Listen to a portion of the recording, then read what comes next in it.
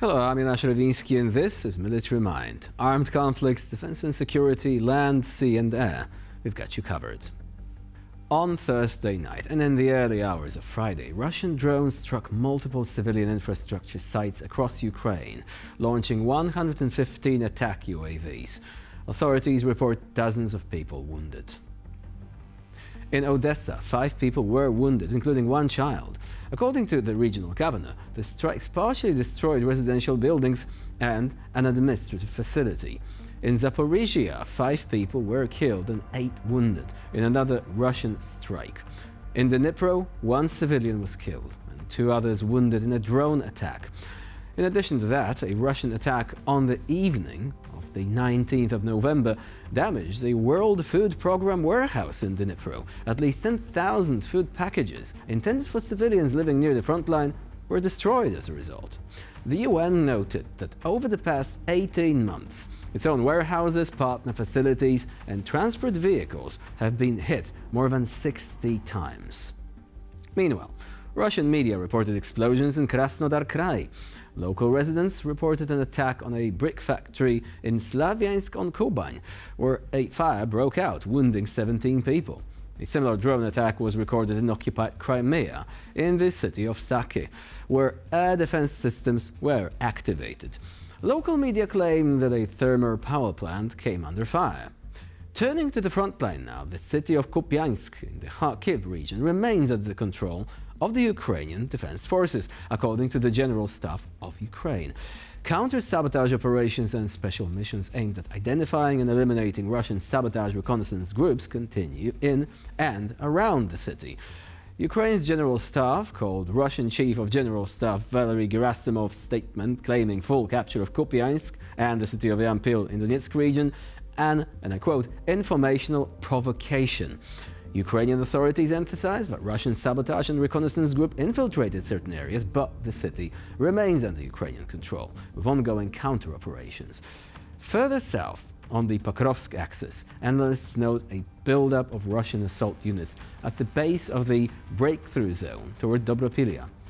According to Ukrainian assessments, Russian troops are mostly sheltering in dugouts and avoiding direct assaults for now, while Ukrainian forces continue to disrupt all Russian attempts to shift the situation along this part of the front line.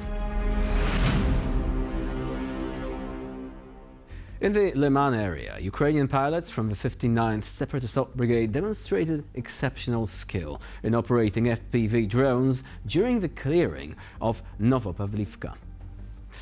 Continuous reconnaissance, precise strikes and coordination with the infantry allowed them to detect and neutralize the enemy who is trying to hide among the ruins.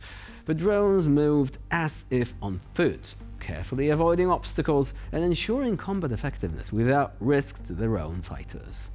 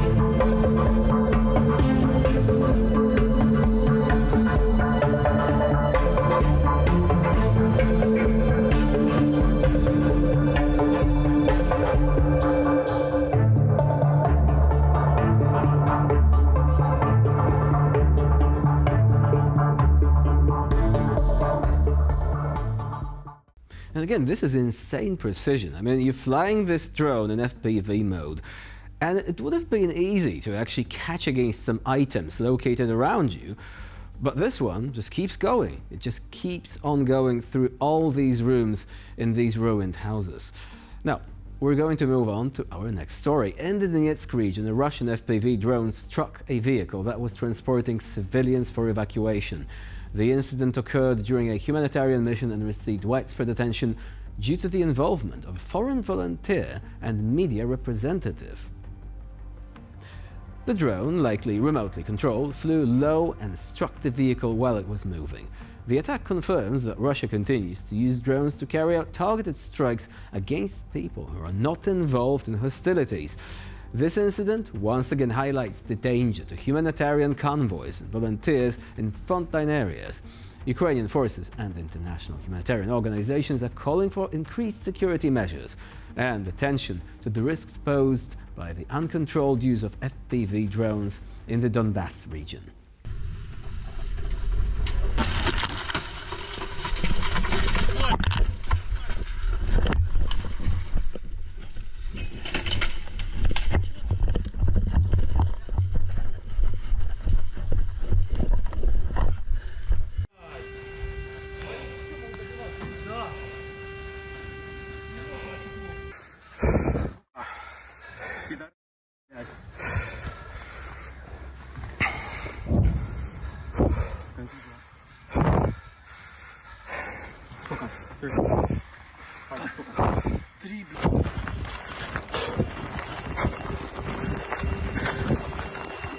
У мене вопроси знімало, я не знаю, що.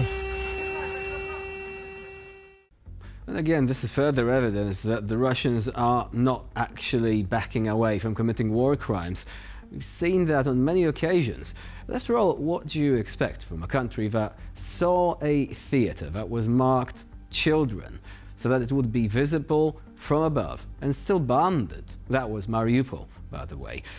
This is ample evidence that could be used in the course of war crimes trials, provided, of course, that some sort of ill-advised amnesty is not introduced for war criminals, that is. Now, moving on.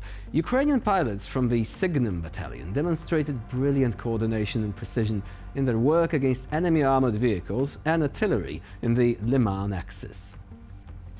The enemy attempted to maintain control of their positions among the forests and tree line, relying on tanks and artillery. However, thanks to the coordinated work of the crews, 3 tanks and 2 artillery guns were eliminated. Each accurate strike disrupted enemy support and reduced the effectiveness of enemy attacks. Such precision demonstrates how modern combat methods and highly professional crews are changing the balance of power on the front lines.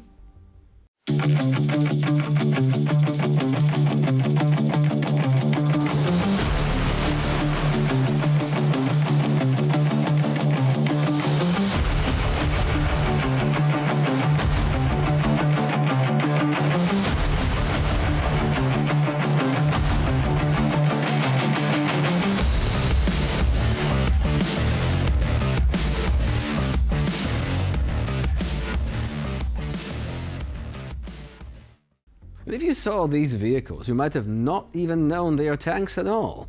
The more and more extravagant ways of protecting against drones is actually a double-edged sword. Some tank crews in Russia are actually complaining that having so much stuff installed on their tanks restricts visibility and even mobility. And sometimes it's not enough to actually stop Ukrainian drones from causing damage anyway. Now, today, the Shakhtarsk district in Pokrovsk resembled a hell on earth created by the Russian occupiers. Destroyed high-rise buildings, burned out cars, smashed shop windows and broken roads, all this is the result of the Russian army's care for the city they allegedly occupied. Russian infantry move among the ruins. They are trying to preserve themselves amid the chaos they have created. Every piece of rubble and every broken wall here testifies not only to the scale of the destruction, but also to the senselessness of the war that Russia has brought to Ukrainian soil. Today, Pokrovsk is a ghost town, where the enemy both destroys and hides among the ruins it has created.